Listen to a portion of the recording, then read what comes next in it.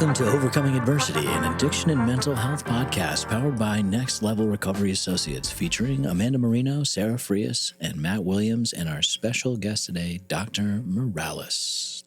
Thank you so much for coming, Aldo. We're so grateful that you're here today on Overcoming Adversity podcast. My pleasure. If you could start maybe by telling our listeners a little bit about you. Okay, so my undergraduate degree is from College of Pharmacy. So I was a pharmacist for 4 years. Oh, I didn't know that. And I got too bored. I went to medical school. Then I did a psychiatry residency. And I'm board certified in psychiatry, addiction psychiatry, and addiction medicine.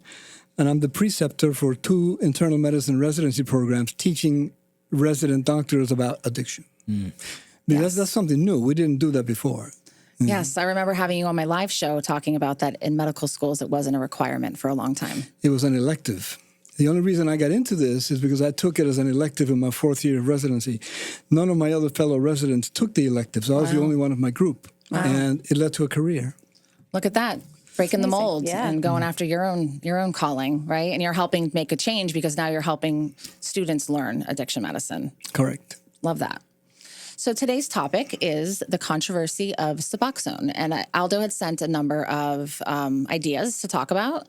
And so this one was kind of one that we figured would be great conversational. And, you know, we have questions. We're not, we've worked with people with it, but I don't think, have any of you taken it? I have, yeah. Okay, I've never taken it. Matt, you've never taken it? No, and so I think there's a lot of myths out there. So what would you, when you think of something that's a myth or a controversial thing, what would you say? The biggest myth is you're substituting one drug for another. So, and that's a common myth, and I can see how that can arise because it is a substitution. But there's some differences. Okay. Maybe we can go into that? Right? Yeah, what are those differences? Okay, so buprenorphine is a generic name for Suboxone. And it is a partial agonist, meaning that it's not as strong as a heroin or fentanyl or oxycodone or hydrocodone. It's like half strength. Okay. Consider it that way. Okay. Now, in an individual who is used to taking opioids, right? If they use a Suboxone, they won't get high from that because it's too mild. If I was to take a Suboxone, I might get a little buzz from it because I'm opioid naive. Right. So my brain will say, hey, what the hell is this? But a person who's using opioids, if you give them Suboxone, all it does is quell the drive. Is that the word? No, it squashes the drive to the drug-seeking behavior. Okay. Because it satisfies the opioid receptors enough to calm the drive, but not enough to get the patient high. If Suboxone got the patients high, we wouldn't want that. Right. No. Now, that would be frowned upon. Yeah. That's not good. Now, some people will find ways to try to get high from Suboxone. Yeah. And, for example, Suboxone comes in 2 ways. One is pure buprenorphine, and that's just called buprenorphine. And the Suboxone is a brand name for a combination of buprenorphine plus Narcan. Okay. Now, when the drug is used properly, which is sublingually, dissolving onto the tongue, the Narcan does not get absorbed. Only the buprenorphine gets absorbed and hits the opioid receptors and calms them down. But if that patient took the Suboxone product and found a way to dissolve it and inject it, they are now injecting the Narcan along with the buprenorphine, and the Narcan is not going to let it work. Yeah. So it's there as a deterrent for misuse. That is a new fun fact for me. That's wild. Yeah. Now, every patient I have will tell me they're allergic to Narcan. So therefore, they cannot tolerate the Suboxone. They want pure buprenorphine. Nobody's allergic to Narcan. As a matter of fact, their lives have been saved numerous times with Narcan. Right, Narcan. Now, even if there are some people who do get high from buprenorphine, if they find a way to inject it, pure buprenorphine, and even the combination, some people can still get high from that. But that's not the intended use of the drug. That's a misuse. Right, misuse. And if they're doing that, we can't go along with that. We have to stop that. Now, I remember years and years ago, I didn't know. I only knew what I knew. We didn't work in this field yet, and I had friends that were going on Suboxone, and I judged them. I thought that they weren't really getting clean. and I had this black and white mentality, and I had to learn. I lost a lot of people. I would pay any amount of money to have my best friend that died from addiction live on Suboxone for long term to be here. Absolutely. I'll tell you, from a public health perspective, for example, if we compare the death rate from the opioid using population, compare that to the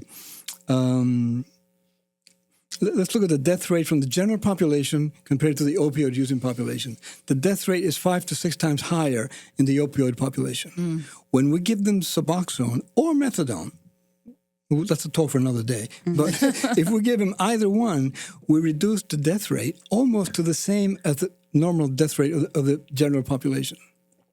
Which means that if you have a live patient, you can work with them. You can't help someone who's dead. It's too late. Yeah. Now, here's the other thing with Suboxone. So they say, well, how long can you stay on it? The answer is as long as it takes. For some people, it could be a very short period of time. Yeah. For some, it could be a long time. We do find that if you stop it too soon, you don't give patients enough time to develop alternate coping skills. That makes sense, yeah. And when somebody's on Suboxone, you can work with them and teach them coping skills, and they can acquire those coping skills because their brain is accessible. Because it's not a high-powered opiate. Right. If they were on an opioid, you can't teach them tricks. You can't teach them anything new because they're too clouded from the opioid. So it's to give them time to build coping skills. Give them time to build up coping skills. I remember, though, people that were using Suboxone and getting high at the same time. And I never understood why they would do that. Why? Well, that's the nature of addiction. But how? I know that it's like, what would be the point of like, I want to get high, and then I'm just gonna go take Suboxone. It brings them down. It kind of gives them some clarity. I just want to make sure I heard that right. You can overcome the Suboxone blockade if you're taken off of an opioid. Right. But you have to take a lot of an opioid, and you could be facing an overdose. Yeah. Okay, that's Makes So sense. it's maybe they wanted it. Maybe they had intentions of getting on the right path, and then couldn't, and just kept mixing it. I don't know. Yeah. If used properly, it's used for a period of time while coping skills are Being learned. are acquired. Yeah. Now, I have a patient who I'm never going to take off Suboxone. Okay, I wanna tell you us about more. him. I want to tell you about him because I talked to him the other day. This guy got out of prison. He had been in prison for murder because he was using opioids with his buddy, and his buddy died. So he was charged with the murder. An aggressive prosecutor, I guess. But so he went to prison. So he came out, and what do you think he started doing when he came out? He started using it Yeah, again. of course. So he had heard about Suboxone. We were just beginning to use it, and he came to see me. And he said, I'd like to consider getting on this drug because I don't want to go back to prison. Now, this patient I'm talking about had been to multiple rehabs, had been to AA, NA, and that wasn't working for him. You know, not AA or NA is not for everyone. Everybody's recovery absolutely. is their own. Absolutely. And this guy just wasn't getting it. Yeah. He wasn't, so he was like a loner. So I said, okay, we'll try it. Let's try you on it. We got nothing to lose, right? Yeah. We put him on it. For the first time in his life, he got a steady job Wow. at a dry cleaners. And he showed up every day. He wasn't missing days. Oh, wow. He showed up every day. He got an apartment for the first time in his life, got a credit card, and bought his first car, a used car on credit. For the first time in his life, well, then his girlfriend moved in because his life was going so well. Yeah, he got the girl, the car, relationship the was job. going well. She moved in, and he went on his first vacation. He drove from here to Key West with his girlfriend. Oh, he never been on a vacation. Never been on a vacation. Too busy using, too busy being in prison, who knows? Yeah. Yeah, There's a lot. He went on his first vacation. He worked at the dry cleaners for years, just retired, and moved out of the area to find a cheaper place to live because it was too expensive to live down here in South Florida. Right. And he's been on Suboxone for years. He's never going to go to a meeting. I can't make him go to a meeting. Right. He's never going to follow the philosophies of AA or NA. He's not going to go to rehab, but he's not using opioids, and he's alive, and he's got a life. He has quality of life. Who am I to take him off this drug? Right? Yeah. Yeah. Yeah. I So you take each patient as he or she comes. Right. There are Individual. some that I would say, no, you got to get off this stuff. Come on, you know. Yeah. And can you describe, like, what are some of those ones that you want to get off? Can you explain that? Because you just explained an example of someone who needs, like, why you want to. Someone who hasn't been using that long and whose opioid receptors aren't shot. Okay.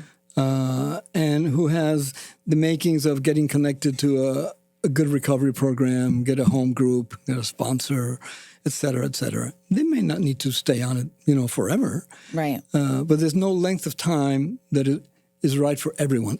Each patient is like a snowflake. The requirements are different for each person. Now, question, do you recommend that if someone is to consider this as an option to help them with their opioid addiction, to see an addiction specialist psychiatrist like you? Ideally, yes. But there's a move now to make the drug available more to the general medical community, because the general medical community doesn't really embrace Suboxone. They don't want to know about it. Yeah. First of all, they shun the addicted patient. They say, "Get away from me."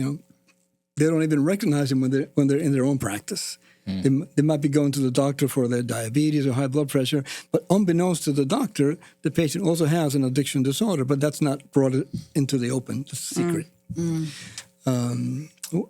Where was I headed with this? About seeing if they want to get on it. Yeah, so there's a move right now to broaden, to make Suboxone more available, more easy to obtain for the patient. Okay. So that you don't have to go see a specialist. Okay. Such as myself. You can go to your general doctor, or maybe he can prescribe it for you.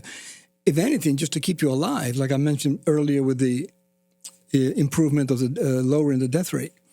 So there's a move right now from SAMHSA, from the federal government, to promote it for general use by general physicians. That's a lofty goal. Why do you think that? Why are they pretending like it's not a thing and shunning away? Why do you think that is? I mean, so you've chosen the rebel path to be an addiction psychiatrist in the medical community. You're a rebel. You want to work with the ones that people want to turn their heads to. So why do they want to turn their heads to? Addiction is always on the margins of society. Mm-hmm. Okay, and the doctors that are practicing in the community today have grown up in this society. So for them, addiction is always on the side, it's marginal, it doesn't exist, or I don't want to recognize it, or I don't even know how to recognize it.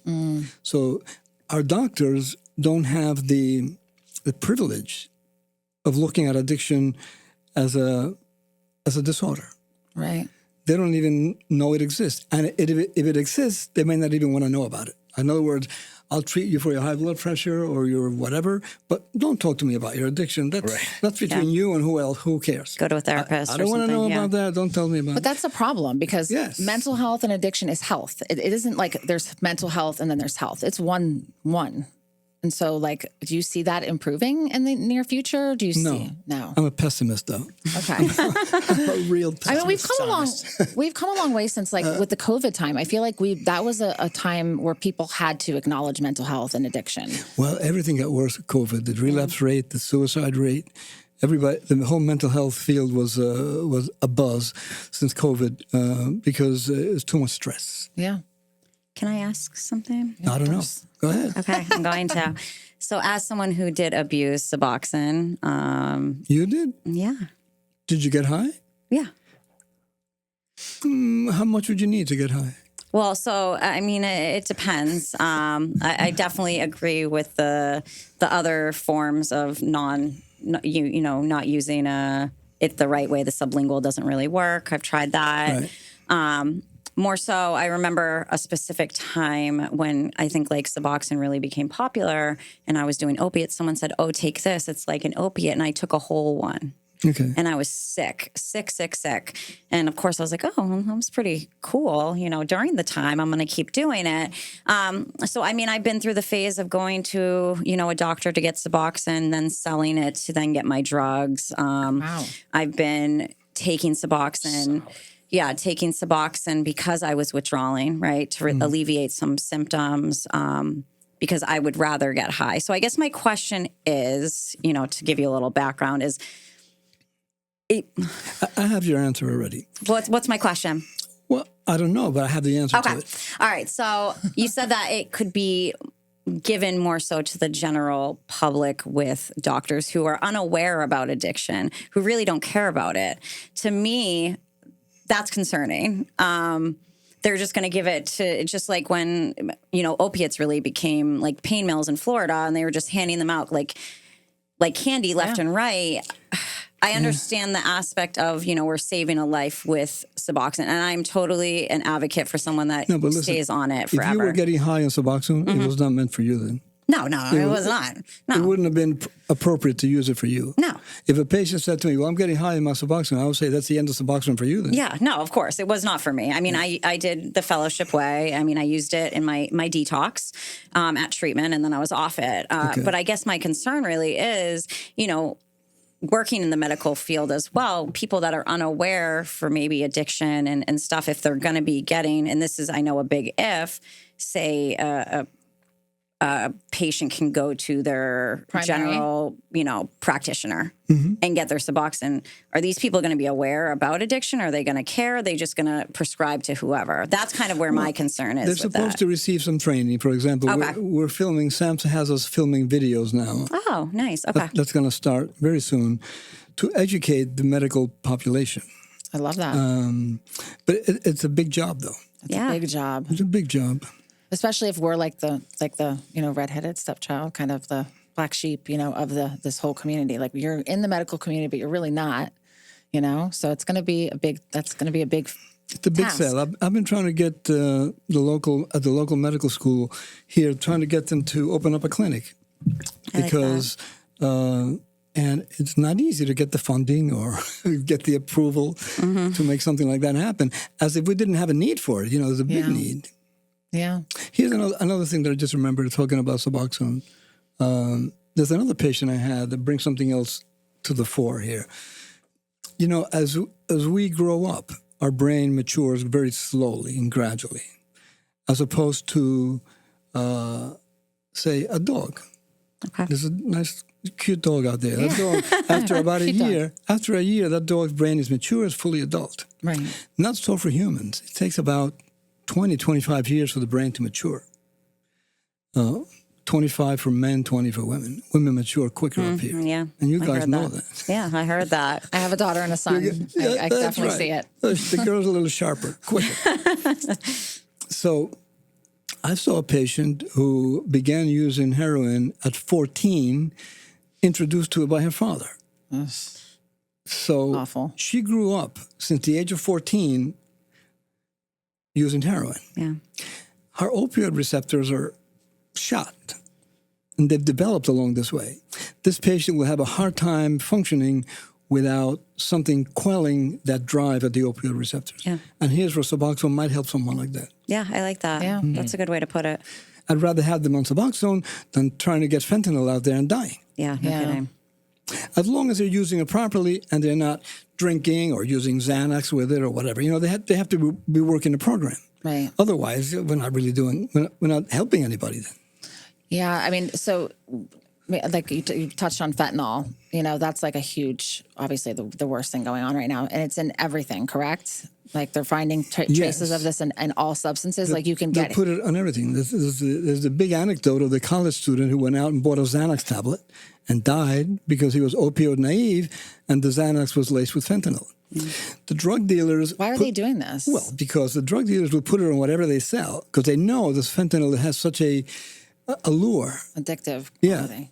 And they figure if people like it, they're going to come back for more. They don't care if they lose a few along the way, as long as they gain some along the way. It's all about economics for them. Yeah. So are drug dealers now that are selling things with fentanyl, are they getting more like severe charges besides a drug charge? Because I don't know. I feel like that should be. So it's not, I mean, really, it kind of comes up, but I'm big into like kind of researching things. Yeah, she's I'm like a a big private researcher. investigator. So there's been a lot of cases where if you're able to track and really prove that that person met up with this drug dealer and they sold them the drugs, there has to be proof that that drug that they overdosed on was from that person. But there have been people that have been charged with manslaughter. Yeah.